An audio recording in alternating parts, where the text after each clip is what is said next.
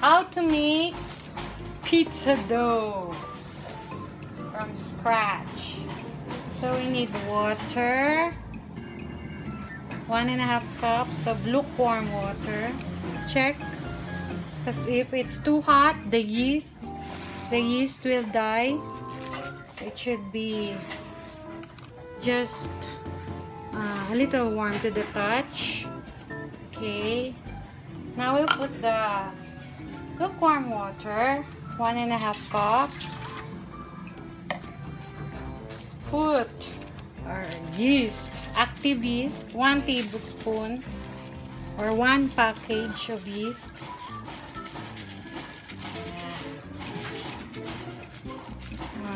You'll know if it's alive if it's sizzling. It's the sizzle. Yeah, look at that. It's alive. The yeast should be alive. If it's dead, your dough will not rise. Okay? What else?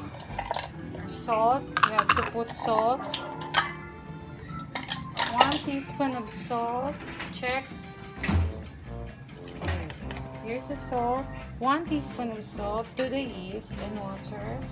And sugar. 1 teaspoon of sugar.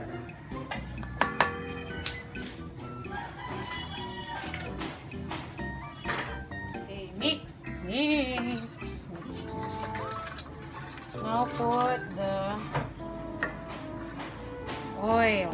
Vegetable oil, canola oil, olive oil, much better. Whatever oil you have. 2 tablespoons. 1 and oh no. Let's not commercialize the name. Okay. 2.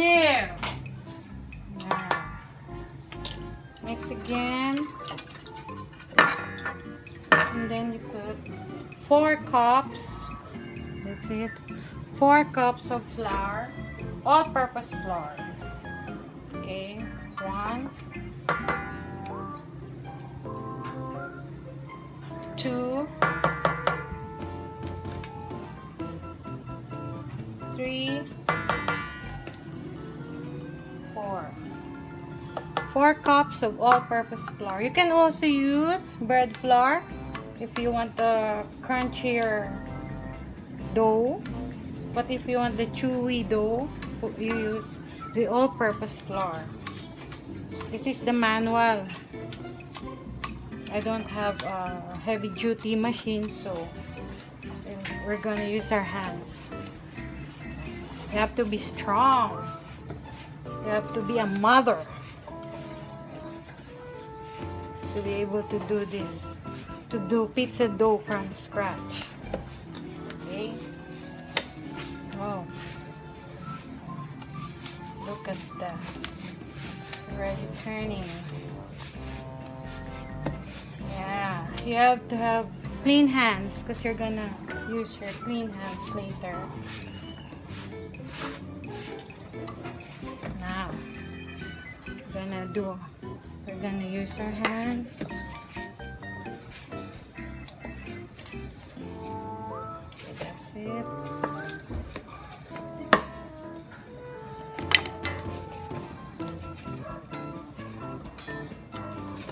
Mix it by hand.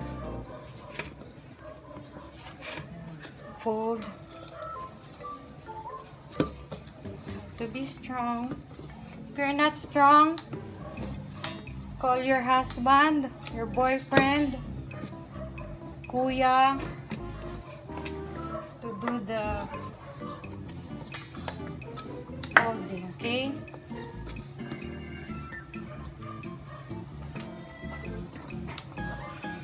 That's it.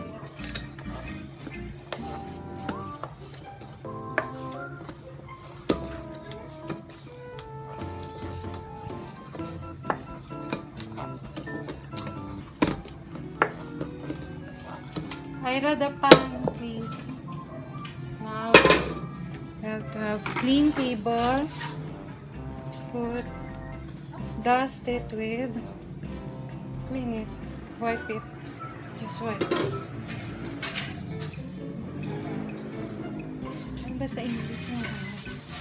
Nakakalimutan. So, I forgot. Masa. I forgot.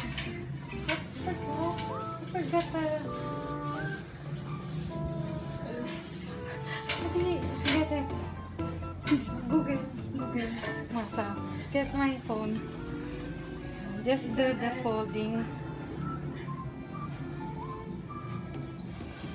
Okay.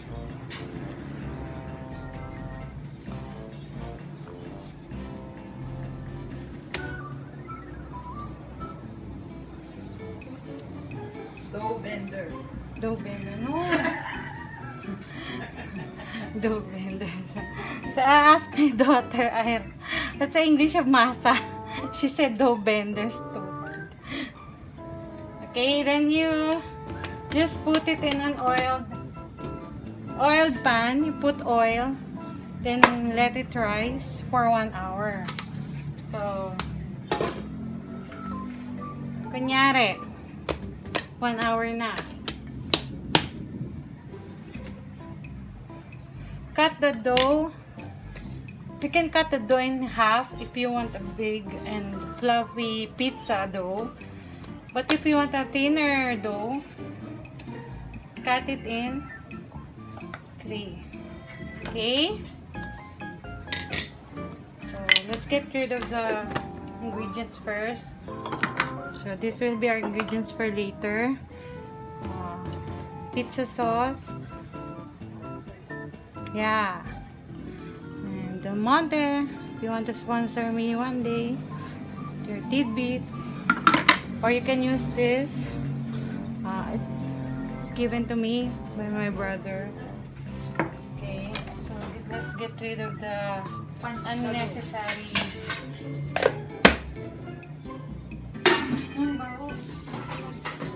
Okay, now put oil.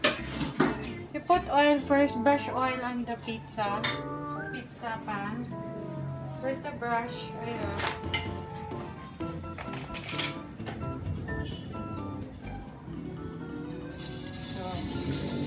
Just buy pizza pan from the grocery.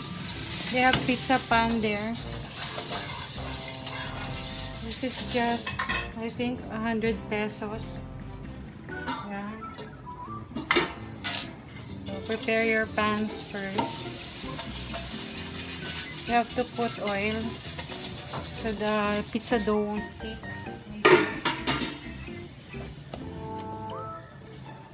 Dust again. Wow. First may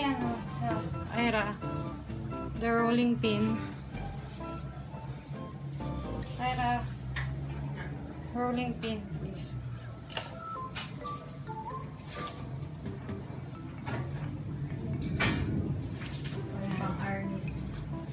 Now use the rolling pin. If you don't have rolling pin, use a bottle of like this. Mountain Dew. I used it before and I don't have rolling pin. I didn't have rolling. Just wash it. Now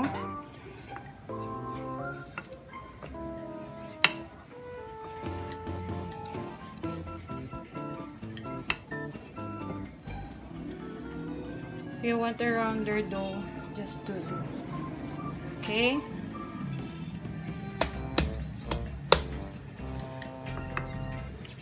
Just dust a little bit of flour so the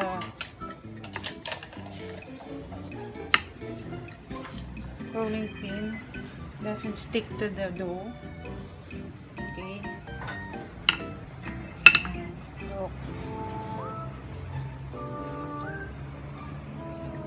Getting rounder. So we want a thinner crust. That's why I cut it into 3. Before I just cut it into 2, the dough. But the crust is so thick.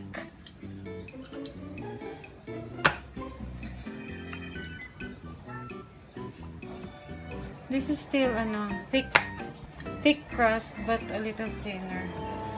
lighter to the stomach. Lighter to eat. On. Look at that. Beautiful.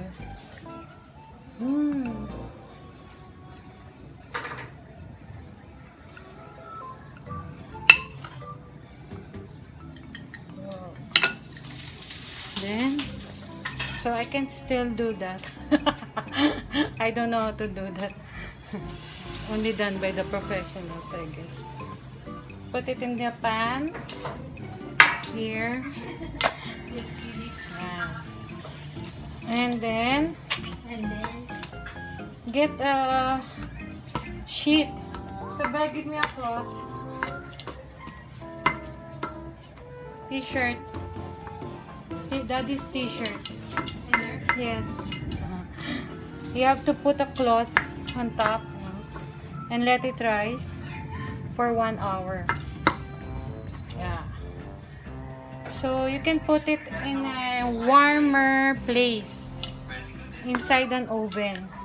You can heat your oven for a little while and then turn it off. Then put your dough inside. It's rising, so the dough will rise. That's it. So I use my husband's t-shirt. He has a lot of t-shirt. Okay? Then put it in the oven. There's my oven back there. There.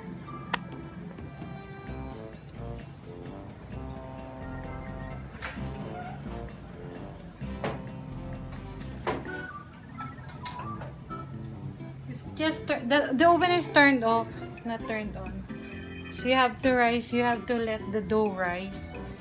So later, the ingredients will be, of course, pizza sauce. I can use this or this one. So these are all given to me, sponsored by my brother-in-law. And then, of course,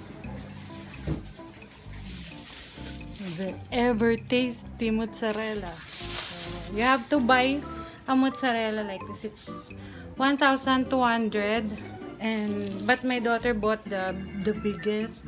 So this is almost 2,000 pesos.